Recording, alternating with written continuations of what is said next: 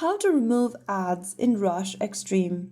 Hello everyone, welcome back to another video from Crazy Gamer. If you're playing Rush Xtreme and want to remove ads, first of all open up the Rush Xtreme game on your device.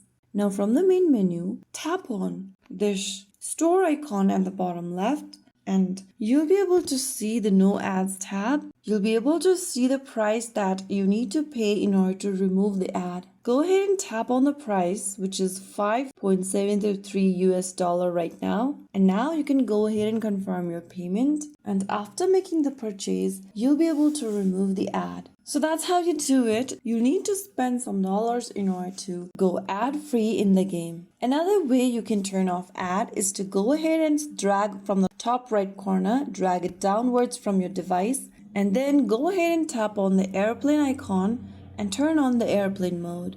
Once you have the airplane mode on and while you are playing the game, you'll not be able to see any ads. You don't have to go through tiring ads during your gameplay. So that is how it's done. If you found the video helpful, don't forget to like, share, and subscribe to our channel.